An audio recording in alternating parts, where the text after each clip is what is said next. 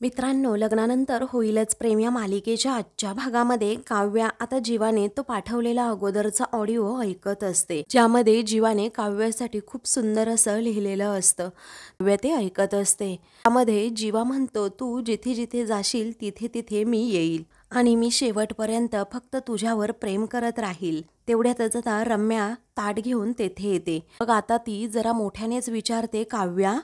तेव्हा काव्या लगेचच आता रम्याकडे पाहते आणि फोन खाली ठेवते, कारण तिला असं वाटतं की रम्याने सगळं काही ऐकलं.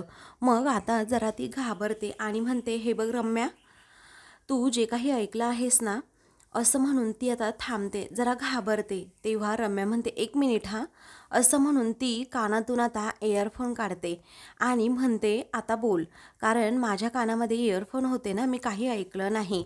तेव्हा कुठे जाऊन आता काव्याच्या जीवात जीव येतो. मग काव्या काहीही बोलत नाही, एकदम गप्प राहते. त्यानंतर रम्या विचारते, काव्या, अगं थोडं जेवण करून घेतेस का तू? अगं सकाळपासून तू काहीच खाल्लेलं नाहीये. मग आता लगेचच काव्या रागात विचारते, रम्या, मी जेवावं अशी इच्छा आहे का तुझी? तेव्हा रम्या हसतच हो असं म्हणते. मग त्यावरती काव्या म्हणते, मग एक काम कर, आई म्हणजे वसू आत्या आणि मंजू आत्या या तुमच्या तिघींनाही मी सांगते की तोंड जरा गप्प ठेवा. त्यावेळी रम्या आता लगेचच काव्याला म्हणते, हे बघ काव्या, आई आणि मंजू मावशीची मी काही गॅरंटी देऊ शकत नाही, परंतु माझं म्हणशील तर अगं मी कुठे काय बोलले तुला? अगं मी उलट तुझ्याच बाजूने आहे आणि तुझ्याकडूनच बोलते अगं मी नेहमी. मग त्यावेळी काव्या म्हणते, तू माझ्या बाजूने बोलायची ना काही गरज नाहीये, समजलं? रादर कोणीही माझ्या बाजूने अजिबातच बोलू नका आणि माझी काळजी घ्यायला मी स्वतः समर्थ आहे, समजलं? असं म्हणून ती रम्याला आता लगेचच म्हणते की तू आता इथं ताट घे आणि इथून निघून जा. तेव्हा रम्या आता हसते आणि लगेचच काव्याजवळ येते, परंतु जेवणाचं ताट तिने तिथेच ठेवलेलं असतं. मग त्यावेळी रम्या अगदी साळसूतपणाचा आव्हानात काव्याला समजावू लागते, हे बघ काव्या, असं वागून घरामध्ये नाही चालणार. तू असं वागतेस ना, त्यामुळे तुझ्याबद्दल घरात कुणाला काहीही वाटत नाहीये. मग आता काव्या काही बोलणार असते, तेव्हा रम्या म्हणते, आय नो तुला याचा काहीच फरक पडत नाही. अगं पण असं करून कसं चालेल ना, कारण घरातील सर्वांच्या विरोधात जर तू गेलीस तर तुला कुणीही सिरियसली घेणार नाही. काव्या रागातच आता रम्याकडे पाहते.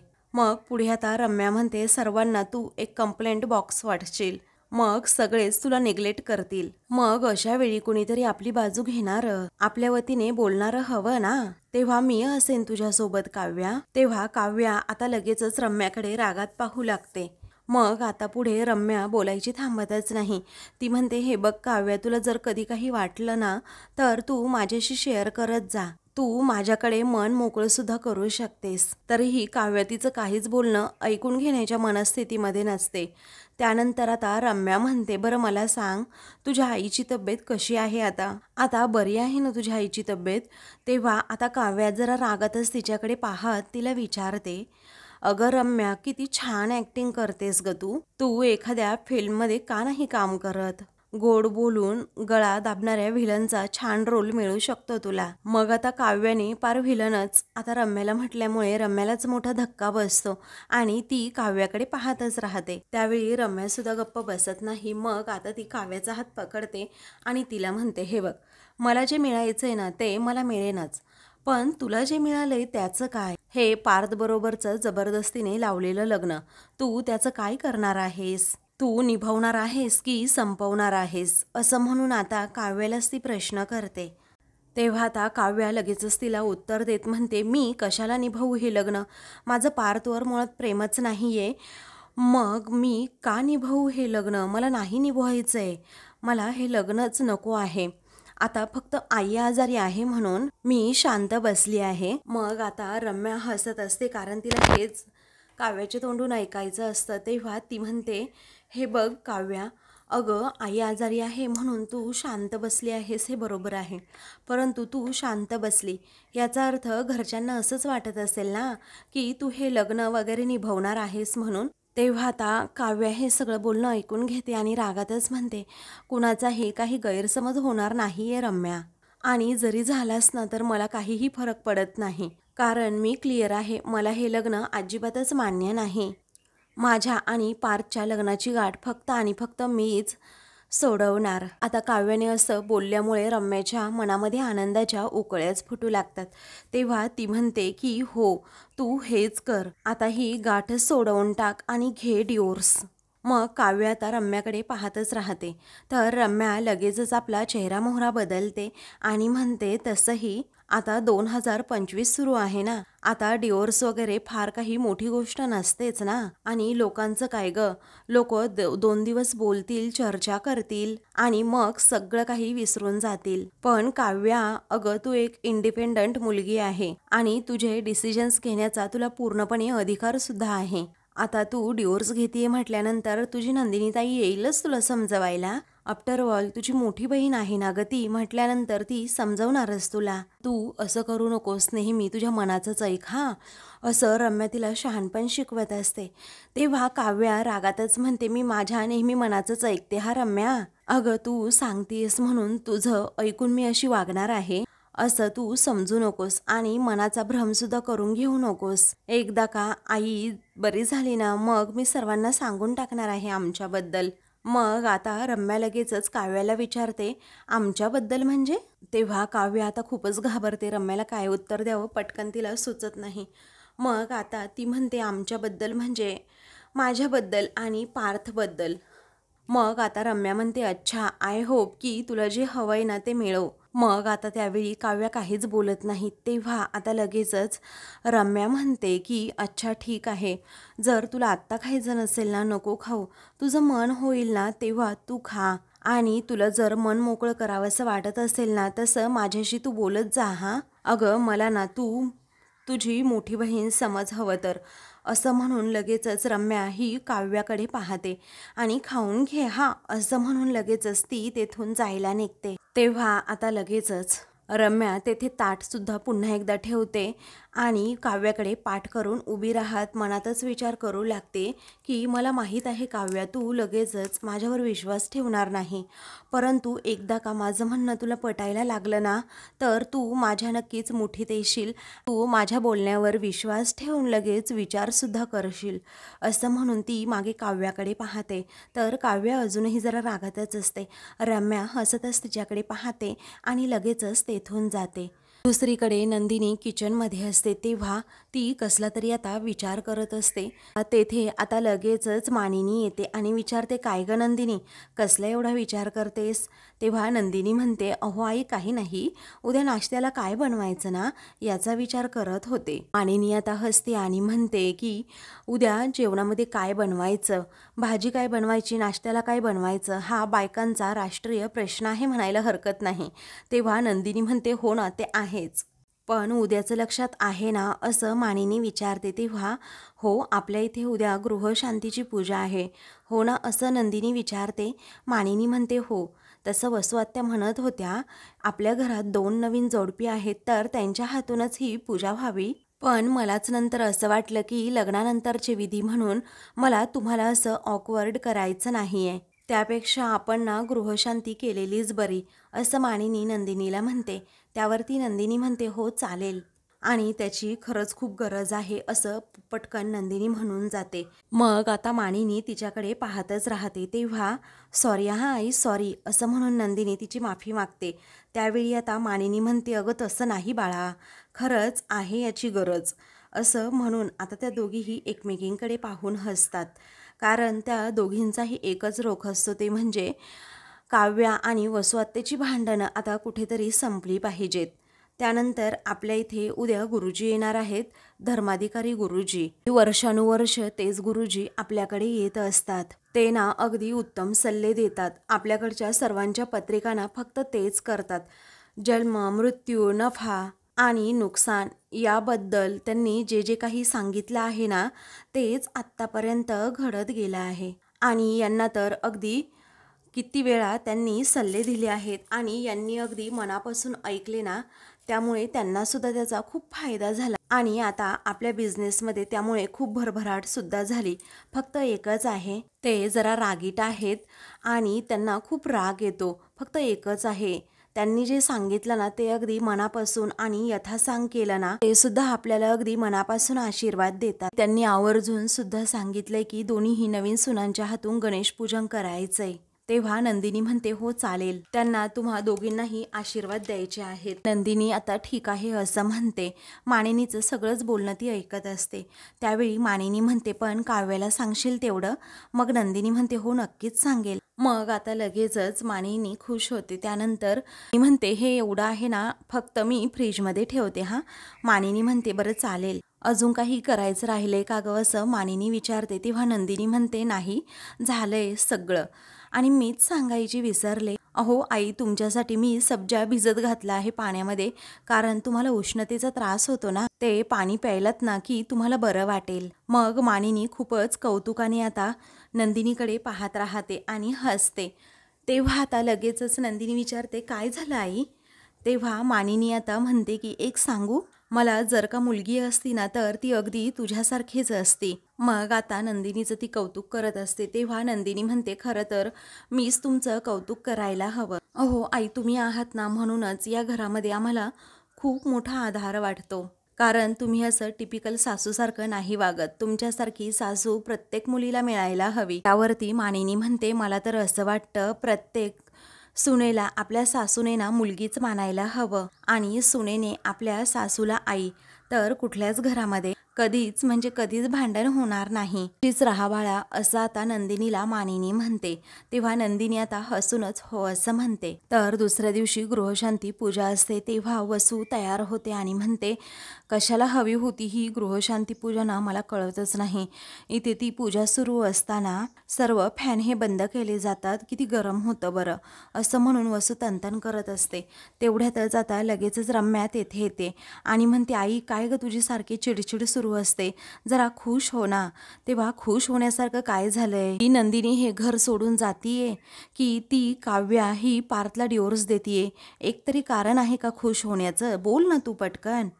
तेव्हा आता लगेचच खुश होण्यासारखं आपल्याकडे खूप काही आहे असं रम्या म्हणते आणि लगेचच वसूला ती मंगळसूत्र दाखवते.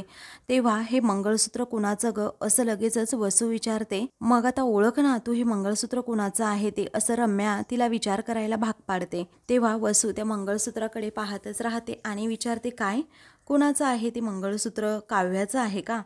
मग आता रम्या हसतच हो असं म्हणते. तेव्हा तुला हे मंगळसूत्र मिळालंच कसं असं वसू विचारते. तेव्हा आता रम्याला आठवू लागतं की जेव्हा मी काव्याच्या रूममध्ये डोकावून पाहत होते तेव्हा काव्य आता आवरत होती.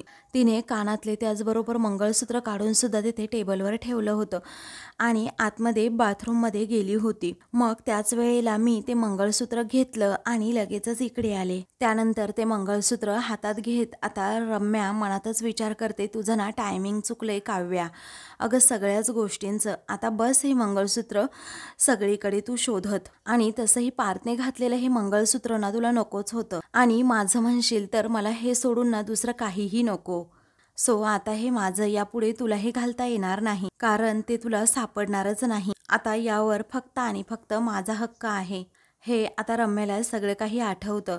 सर्व ती वसूला सांगत असते. तेव्हा वसू विचारते मग आता किती दिवस हे मंगळसूत्र असं लपवून ठेवणार आहेस? आणि तसंही हे मंगळसूत्र चोरून तू काय मिळवलंस? कारण विक्रमला काहीही कमी नाहीये. कारण सुनेचं एक मंगळसूत्र हरवलं ना तर लगेचच तो दुसरा आणून देईल. मग आता लगेचच रम्या म्हणते अगं असं काय करते आई तू? गृह शांतीच्या बोरिंग पूजेला या भांडणाची आपण झणझणीत फोडणी देऊयात की? तेव्हा वसू आता विचारते म्हणजे काय करायचं नक्की? मग आता रम्या म्हणते हे बघ आई, आता काव्या पूजेसाठी गळ्यात मंगळसूत्र न घालताच येईल. तेव्हा आपल्या एरियातल्या आजूबाजूच्या बायका सुद्धा आलेल्या असतील. मुद्दाम तू या विषयावरून तिला चिडव, चांगली नाशी मैदानात खेचून आण आणि तिला डिवच. तिला विचार काय ग काव्या, गळ्यात मंगळसूत्र नाही घातलंस तू? तेव्हा वसू मात्र आता खूपच हसू लागते. मग आता रम्या सुद्धा हसत असते आणि म्हणते ती उत्तर देईल की मी विसरले वगैरे. मग तू मुद्दामच तिला असं म्हणायचं की जा ग मंगळसूत्र घालून ये, कारण तुला पूजेला बसायचंय. मग खरं कारण बाहेर येईल की मंगळसूत्र हरवलंय, असं म्हणून त्या मंगळसूत्राकडे रम्या पाहतच राहते. मग त्यानंतर तूच तिच्यावर आरोप कर की खरंच हरवले की तू लपवले, आणि याच्यावरती 100% रिॲक्ट ही करणारच. तेव्हा ना तिच्या जिव्हारी लागेल असं काहीतरी तिला बोल. मग बघ एकदा का तिचं तोंड उघडलं ना की 10,000च्या लवंगी माळेसारखे ती ताडताड ताडताड उडेल. मग दोघीही आता यावर हसतात. तर रम्या म्हणते मग यावर ना मी तिची गोड समजूत घालेन. मग नंतर तू टोमणे मारून मारून तिला कडेशी घेऊन जा. एवढा तिचा कडेलोट झाला पाहिजे ना की भर पूजेमध्ये ती सर्वांसमोर अशी ओरडली पाहिजे, नको आहे मला हे मंगळसूत्र, नको आहे मला हे लग्न, मला डिवोर्स हवा आहे. कारण बाहेरच्या लोकांसमोर असा तमाशा रंगेल ना तेव्हा काय मजा येईल ना आई. मग आता वसू म्हणते अगदी माझ्यावर गेली आहे तू रम्या हा. आणि हे मंगळसूत्र अशा ठिकाणी लपवू ना की कुणाला सापडता कामा नाही आणि आपल्यावर कुणाला संशय सुद्धा येता कामा नाही. तेव्हा रम्या म्हणते मी अशा ठिकाणी लपवेन ना तर ती काव्य काय कोणाच्याच हाती लागणार नाही हे मंगळसूत्र. मग आता लगेचच ती कुठे लपवू मंगळसूत्र ह्याचाच विचार करत असते. तिथे ड्रॉवरमध्ये लपवू की कपाटात लपवू, बेडखाली लपवू की गादीखाली, असं तिला काहीही सुचत नसतं. ती खूप वेळ तोच विचार करत असते. त्यानंतर तेथे तिला एक फ्लावर पॉट दिसतो. बेडजवळ जो फ्लावर पॉट असतो ना त्या फ्लॉवर पॉटमधलं फ्लॉवर काढत त्याच्याखाली ती ते मंगळसूत्र आता लपवते आणि खूपच खुश होते. तेवढ्यातच आता रम्या ही तेथे येते. ती खूप छान आवरून आलेली असते. मानिनीला ती विचारते मामी मी काय काम करू. तेव्हा मानिनी तिच्याकडे पाहतच राहते आणि म्हणते रम्या खूप छान तयार झालीस हा तू, तू खूप गोड दिसतीयस. रम्या आता थँक्यू असं म्हणते. मग वसू म्हणते खरंच ना खूप छान दिसतीस बेटा तू. मग त्यानंतर ती पुन्हा एकदा मंजूला म्हणते की ऐक ना मंजू, आतापासूनच तू श्रिया आणि पिहूला वळण लाव हा, रम्याताईसारखं छान तयार व्हायचं म्हणून. मग आता त्या दोघीही हो असं म्हणतात. मग आता मानिनी म्हणते त्या दोघीही अगदी छान तयार झाल्या आहेत आणि गोड दिसत आहेत. तेव्हा वसू म्हणते त्या दोघीही अगदी छानच दिसत आहेत, छान तयार झाल्या आहेत, पण घरामध्ये अजून दोघी जणी आहेत ना, आता त्यांचा आदर्श ठेवला नाही ना म्हणजे मिळवलं. आणि काय ग तुझ्या दोन्ही सुनांना सांगितलंय ना तू की आजच्या दिवशी छान नीट तयार होऊन या म्हणून. तेव्हा आता लगेचच मानिनी हो असं म्हणते. मग त्याच वेळी नंदिनी तेथे येत म्हणते आई प्रसादाचा शिरा आणलाय मी आणि तुम्ही म्हणालात तसं 1.25 वाटीचं एकसारखं प्रमाण सुद्धा घेऊन हा शिरा बनवलाय. तेव्हा आता लगेचच वसू विचारते काय ग आणि त्यावर. तेव्हा नंदिनी म्हणते तुळशीचं पान ना. हो आहे की तुळशीचं पान सुद्धा. तर आता पिहू लगेच खूप छान असं म्हणते. तर आता नंदिनीने बोलायची संधीच वसूला न दिल्यामुळे वसू आता एकदमच गप्प बसते. त्यानंतर मानिनी म्हणते श्रेया आणि पिहू नंदिनी वहिनीचा आदर्श सुद्धा मनात ठेवा हा. ती फक्त छान तयार झाली असं नाही तर छान तयार होऊन तिने घरातील सगळी कामं सुद्धा आटोपली आहेत. तेव्हा रम्याला मोठा धक्काच बसतो आणि ती वसूला इशारा करते. त्याच वेळी आता रम्या हसते आणि म्हणते नंदिनी खरंच आज ना तू खूप छान दिसतीयस. तेव्हा वसू आता विचारते काय ग तुझी मोठी जाऊ ती कुठे राहिली. मग आता नंदिनी मानिनीला सांगते काव्य येतच असेल हा आता. मग पुन्हा वसू विचारते तिला सांगितलंय ना नीट तयार होऊन यायला. अगं काव्याचं कसं आहे माहितीये का, तिच्यामध्ये आणि कल्पनामध्ये काही फरकच नाहीये. तर आता काव्याची तुलना त्या मोलकरणी बरोबर करतात. हे ऐकून आता लगेचच मानिनी आणि नंदिनीला धक्काच बसतो. त्यांना जरा राग सुद्धा येतो. तेवढ्यातच आता विक्रम आवाज देतो अगं मानिनी गुरुजी आले. तेव्हा आता लगेचच मानिनी पुढे जाते आणि धर्माधिकारी गुरुजींचा आशीर्वाद घेते. गुरुजी सर्वांना अगदी आनंदाने आशीर्वाद देतात. वसू पुढे येते, रम्या पुढे येते आणि तीही आशीर्वाद घेते. तेव्हा घरातील प्रत्येकजण गुरुजींचा आता आशीर्वाद घेतात. त्यानंतर नंदिनी गुरुजींसाठी पाणी घेऊन येते. मग आता मानिनी लगेचच तिची ओळख करून देत म्हणते गुरुजी आमची ही सून नंदिनी. मग आता लगेचच नंदिनी सुद्धा गुरुजींचा आशीर्वाद घेते. मग आता लगेचच गुरुजींना ती थोडासा गुळ खायला देते आणि त्यावरती पाणी सुद्धा प्यायला देते. तेव्हा वसून रम्या जरा रागातच तिच्याकडे पाहतात. तेव्हा आता विक्रमा अरे मुलगी संस्कारी तर आहेच परंतु हुशार सुद्धा आहे हा, असं गुरुजी आता विक्रमला म्हणतात. कारण उन्हातानाच्या दिवसामध्ये घरी आलेल्या पाहुण्यांना माणसांना पाण्याबरोबर एखादा गुळाचा खडा द्यावा ही रीत आणि त्या रीतीमागचं शास्त्र हल्लीच्या सुनांना माहीत नसतं. तेव्हा सर्वजण आता नंदिनीचं कौतुक करत असतात तर वसू रम्याचा मात्र जळफळाट होतो. तेव्हा उत्तम हा बाळा सुखी राहा असा आशीर्वाद पुन्हा गुरुजी देतात. तेव्हा आता मुकेशराव लगेचच म्हणतात की अहो गुरुजी ही तर सुखी राहीलच परंतु आमच्या अख्ख्या घराला सुद्धा ती सुखी ठेवेल त्यात प्रश्नच नाही. मग आता लगेचच गुरुजी म्हणतात घरातील स्त्री कशी आहे यावर घरातील स्वास्थ्य अवलंबून असतं. कारण सुरेख घरंदाज साडी, अंगावर दागिने आणि गळ्यामध्ये मंगळसूत्र, त्याचबरोबर कपाळावर कुंकू, छान असल्या वेशातल्या मुली हल्ली बघायला नाही मिळत. कारण हल्लीच्या मुलींना ना सगळं काही अगदी निरर्थक वाटत असतं. पण ते निरर्थक नाहीये, त्याच्या पाठीमागे काही रूढी आहे, परंपरा आहेत, आपली संस्कृती आहे. तर गुरुजी जेव्हा नंदिनीचं एवढं कौतुक करतात ना, तेव्हा मात्र रम्या ही रागातच नंदिनीकडे पाहते. मग त्यानंतर गुरुजी म्हणतात की खरं सांगू विक्रम, अरे ही मुलगी आहे ना, तर असं वाटते की घरात साक्षात लक्ष्मी वावरतीये असा भास झाला मला. तेव्हा लगेचच मानिनी आणि विक्रम हे खूप खुश होतात. तर नंदिनी त्यांच्याकडे पाहतच राहत. तर आता मित्रांनो, पुढील भागामध्ये वसू रागातच आता काव्याला विचारते, काय ग 4 दिवस नाही झालं तुझ्या लग्नाला, तू लगेच मंगळसूत्र काढून ठेवलंस. तेव्हा आता गुरुजी लगेच ओरडतात, ही आहे का तुझी सून? कारण मंगळसूत्र हे सौभाग्याचं सर्वात मोठं देणं असतं. आपल्याला आयुष्यात नवरा आहे हे सांगणारं बंधन असतं ते. तेव्हा आता काव्य म्हणते, हे मात्र बरोबर बोललात तुम्ही गुरुजी, कारण हे बंधनच असतं आणि मला बंधनात अडकायला नाही आवडत. तेव्हा सर्वांना आता मोठा धक्काच बसतो की काव्य हे काय बोलतेय. अशाच मालिकेंचे पुढील भाग पाहण्यासाठी चॅनलला सबस्क्राईब करा.